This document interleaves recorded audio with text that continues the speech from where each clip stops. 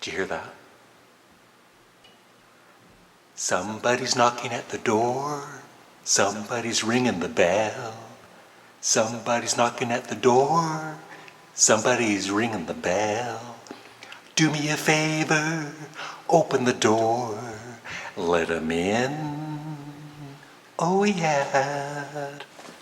I'm turning on the fan and then I'll be reviewing Wings at the Speed of Sound, which is what we're here for. I should have mentioned that first thing. How rude.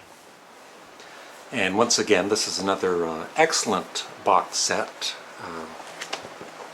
But there's a video elsewhere on my Larry Graves TV channel, so I won't go through that. Let's get to the songs.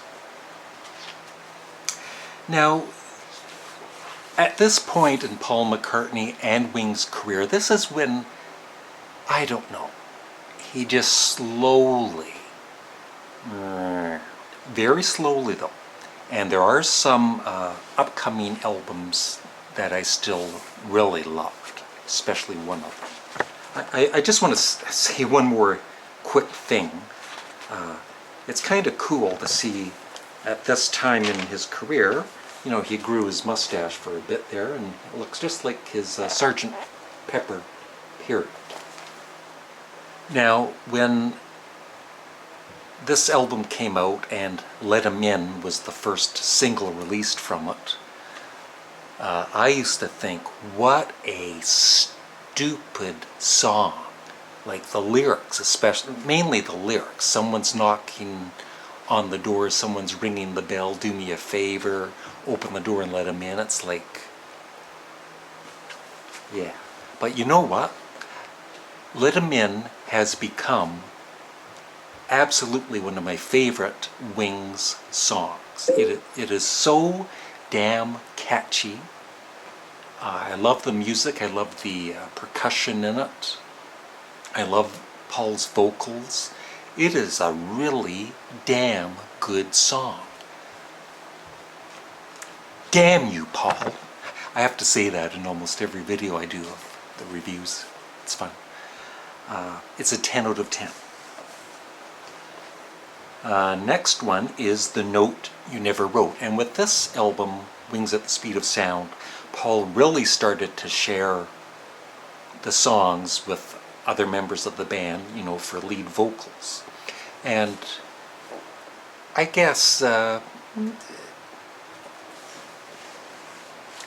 was a pretty nice thing for him to do.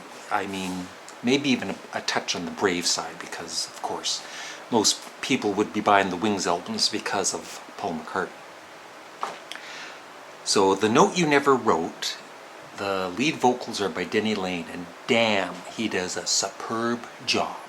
I really, props to Denny Laine for all of the albums he did with Paul McCartney, because he was superb. I don't think he even gets enough credit, actually. And The Note You Never Wrote is just great. I love it. It's a 10 out of 10. She's my baby. Yeah, I love it. This is the problem though with, for me, this album is it slowly kind of goes downhill as we go along. She's My Baby. I love it. It's a 10 out of 10. Beware My Love. Now, I think I used to love this more than I do now. I still love it, but I don't know. Maybe it's similar to Rock Show in a way. I'm not saying that it's not forced like rock shows seem to be in some ways, but maybe because it's too studio-ish sounding, I guess. Studio-ish is a new word. But unlike most of the songs on this album, it rocks, and it is a damn good song. I still have to give it a 10 out of 10. I still love the song. I just don't love it as much as I did in the past. One quick thing I wanted to mention about the previous review, Venus and Mars, is I forgot to mention one of his greatest songs ever with Wings. Junior's Farm, which of course wasn't on the original album, it was just a single. And I love that song, one of my favorite Wings songs. Now, Wino Junko is another song by Jimmy McCullough, and just like on Venus and Mars with Medicine Jar, it's kind of like he's sending them, Paul even mentions it in this book about it's almost like he's trying to send a message to himself, but he's not actually listening to what he's writing.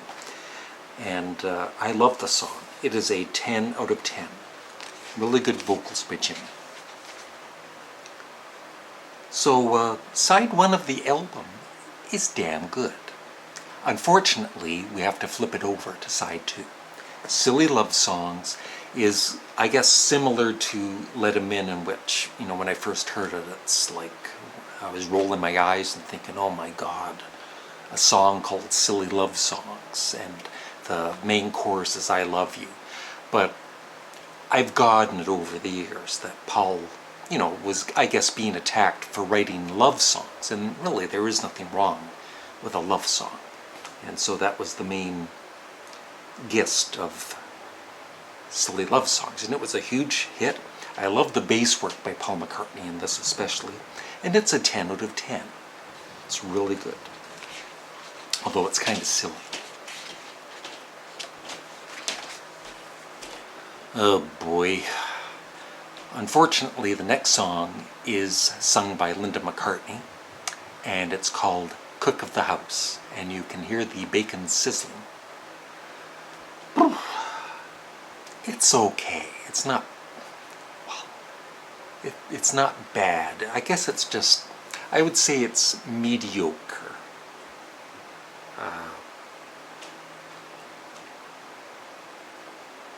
The song's a little undercooked. It's I'll be generous and I'll give it a 6 out of 10.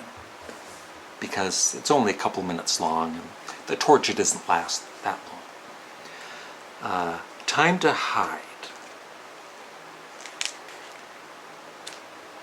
This is when the album starts to... I played this album last night and I already forget what it sounds like, because it's just not that interesting. Denny does the vocals. From last night I remember it was just an okay song. I'll give it a 6 out of 10.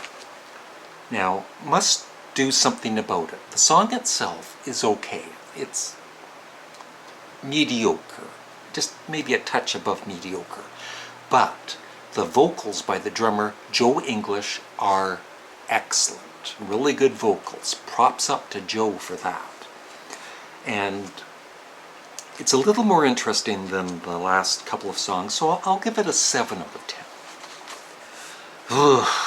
And then the last 2 songs, San, Fairy, Ann, and Warm and Beautiful. You gotta blame Paul McCartney for these 2. And they're just not interesting at all. They're just very, very average, forgettable songs. Damn you, Paul. Yeah, he's getting a scolding this time. Yeah, I give both of those a 5 out of 10. So a real, as the album went along. And that's my thoughts on Wings at the Speed of Sound. And next up, one live album I'm going to be reviewing. Wings Over America. The triple disc vinyl and the double CD. Thanks for watching, and have a great morning, noon, or night. Bye-bye.